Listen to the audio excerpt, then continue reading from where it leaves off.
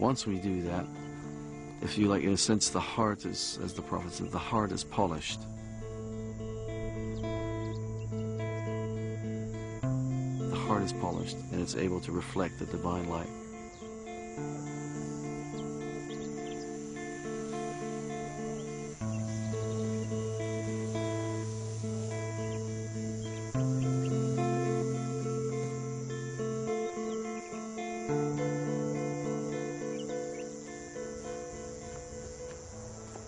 How was it? Pom? Just there was loads of entertainment from all the wildlife. They're just completely absorbing stuff going on with the ants. And there was a praying mantis who I'm sure... was having a conversation. We were definitely engaging on some level. And did you feel that you were controlling your attention? Yeah, for a few points definitely, not for the whole time. Aisha, what did you... I was just a bit bored really, I just kind of wanted to pick at things. Boredom is fine. Boredom is a state, yeah? Instead of having boredom be done to you, either choose boredom or choose something else. Do you see what I mean? Well, I chose to throw a few rocks and see what happens and how far they can go and how far I can throw them. Yeah. I don't know. But that's an action. But what I'm saying is choose. You were talking about the inward, yeah? Because there'll be many times in your life where you're going to be sitting around waiting for people. If you can utilize the time to focus on the divine or something like that, it'll be a strength. But I probably do that often, but then there are other times when you just don't feel like even doing that. Fair enough. Okay. Because you've chosen not to do it.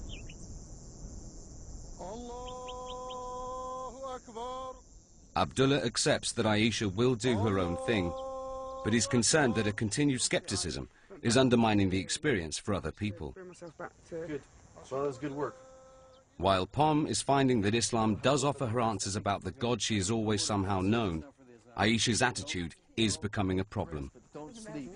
I found it quite upsetting today, actually, because it's just that we don't have that long left, and I don't know, I feel like this kind of continual criticism of the approach of the retreat is kind of infecting the experience for me a bit. You know, it may well be because of the Ramadan fast as well, just feeling a bit more kind of raw and emotional.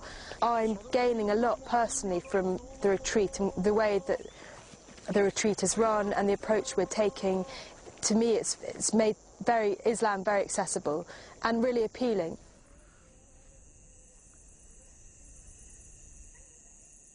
That evening, it emerges that Simon, by far the most sceptical member of the group, did experience something out in the wilderness.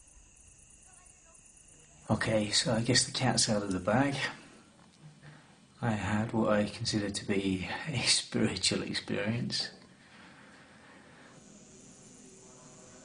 I mean, for some people, you know, that would absolutely definitely be a sign. Why am I not jumping up and down with joy, and why am I still sort of left questioning? By the next day, Simon's news has spread. I have heard rumor of you having a spiritual experience. It could have been that, I don't know. Don't be pessimistic. Yeah. Because you can kill it. And you, of all people, don't want to kill that. Yeah, you're right. So what happened? I just said to God, if you exist, I would really like to know you, to have a relationship with you. Yeah, and then just this voice came back, and it wasn't an outside voice. I mean, it wasn't like there was a clap of thunder, and just sort of said, well, just believe. And, you know, that was it. But for me, I'm still having a... Well, yeah, but hold on, the word said just believe. The thing is now, did you believe? Probably not. I've had all these people saying, oh, just let go, dive in. I mentally, physically, emotionally don't understand what they mean by that, that I'm not doing already. Okay, you have to rest the rational mind. You just got to rest that rational mind. And part of the fear, I think, that you're feeling, or part of the nervousness, if you like, is the letting go. Yeah.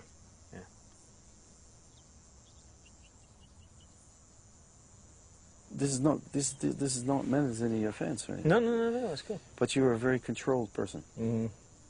You're very controlled. And then it means that somehow or other you're going to have to let go of something. But it doesn't mean that you will go under, or be drowned, or be overwhelmed. And nor do you have to think at this point in time, or at any point in time, of any particular religious observances.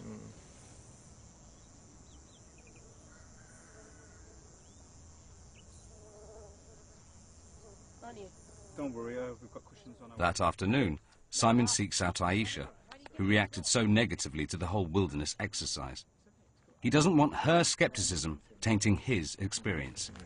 I just wanted to talk to you because I had a very spiritual experience, and why I wanted to talk to you about it particularly, Aisha, is because you can make it very hard for somebody like me who's got no experience of these things.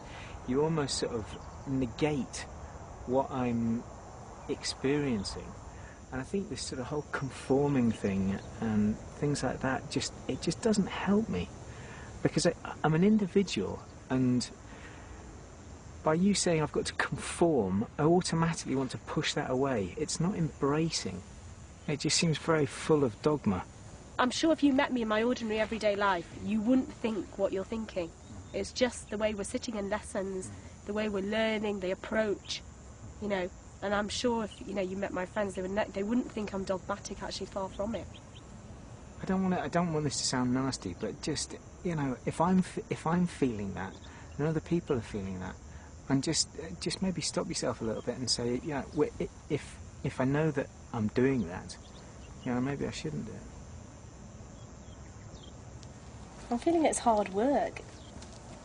At the beginning, everything was sort of new, and now I've moved on to a different phase, and that seems to be maybe my sort of line of questioning in the classes, and if that's sort of appropriate or not, or inappropriate, really. In that it seems to be interfering with what other people's perception is about Islam through me. I'm almost, maybe in some ways, making Islam sound dogmatic, which is what Simon felt. So I'm in kind of a sticky situation. Okay. You want to step up on there? Aisha is beginning to grasp the effect her approach to Islam is having on others.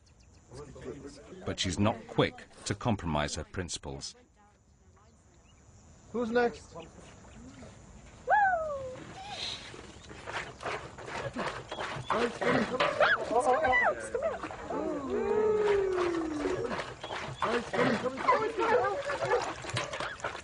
Next patient. Looks like what we call henna. Yeah. Okay. Today's work involves crushing grapes for their juice. And while the other Muslim women on the retreat don't feel the need to cover their feet, Aisha insists on covering hers with plastic bin bags. Would it be very Islamic to roll my trousers up in front of all these men and expose myself? We're fasting. So this is the Islamic way of doing it while still joining in the activity. And I want to stamp on grapes too. And it's much more hygienic. You're going to have to take the plastic off, but it's going to rip. No, I don't mind it ripping, but as long as I've covered when I come out. Well, you'll all just have to look away when I come out. Okay, we'll do that. That's Islamic modesty. Back foot up. I'm going to fall in. Well, that's the point. You'll squish them when you fall in. Okay, off you go. Right, Bismillah. Go on, now start running. Gosh. Just go like this. I wanted to say something to you. Your camise is going to get... Yeah. It's already stained. But can we lift this up? No, because it's too tight. Right, shall we ask the men to To look the other way. go away? Alright. No, but there's a camera, so that's all you say. Have you been sent away? Well, okay. This is exactly where you can see, if you like, in a way, the flow of life sometimes can get stemmed by over-regulating religious ordinances. But we're trying to accommodate everybody and make everybody happy, and as long as we get the grape juice. I don't know how far you have to be not to be able to watch, because everybody around here is still having a good watch. You ready? But I guess you've got to go over there, behind the haystack. For Aisha, reconciling her Islam with modern daily life is a struggle. It's a constant battle to strive to be a good Muslim, definitely. But it's my personal struggle, and it's the standards that I set for myself. Travelling here alone, is that allowed? Listening to music, is it allowed? So those are the sort of questions that I think my life throws up constantly. And, you know, yes, I lapse, and I'm not as good a Muslim as I should be more than often. Maybe this perception that's possibly coming across of being somebody who's very holier than thou, I'm definitely far from that, definitely. You know, it's just as much a struggle for me as it is for everybody else. But not everyone regards Aisha's struggle to be a good Muslim as a problem. Over the weeks, Azim has been finding her Islamic rigour increasingly attractive. Hold on, it's stuck. Do I look like I'm at the circus? It's stuck. That's fine. Yalla, yalla. I'm kind of closer to her than any of them because I'm attracted to her in a certain way. And I suppose she's not attracted to me. She was, mind you. You know, she can't speak her mind because of Islam. You know what I mean? She near enough to a certain degree kind of confides in me with certain things. To me, I'm not being funny, but I don't know, this might be really blasphemous, but love is a lot stronger than religion to me. You know? So I just think that Islam comes before absolutely any kind of emotion or anything like that. So. Aisha has no idea that Azim is falling for her, and he knows that her strict Islamic code makes sharing his feelings unwise. I should keep away from him that way, to the side of him. Well, where am I supposed to walk in the ditch? Well, more or less, yeah.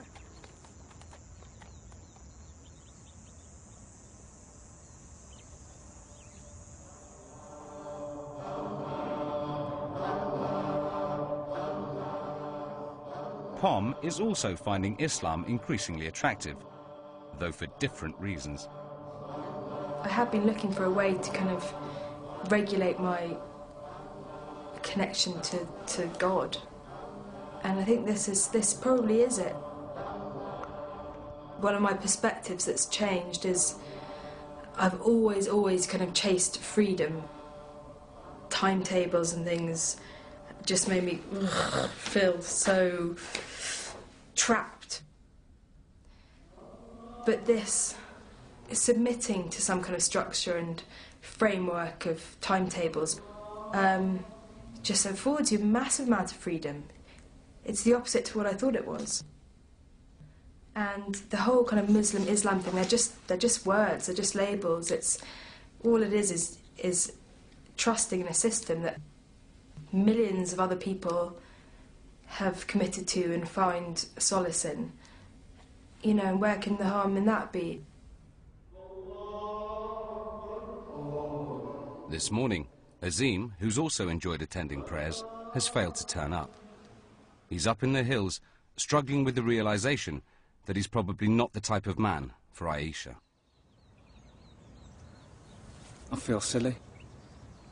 She's probably going to get married to somebody who's a lot more religious. And the person that she may marry, I'm fighting the idea that she'd be better off with him, if you know what I mean. I think, you know, he's probably going to be better for her, career-wise or Islamically, or because you can't just survive on personality, can you, really? What happens, happens, but I've just changed the type of woman I feel is attractive now. I'm not just going to see something that shines and think, that's gold. Sometimes when gold is covered with black cloth, that's when the challenge is, and it's protected as well, isn't it, when it's covered with black cloth.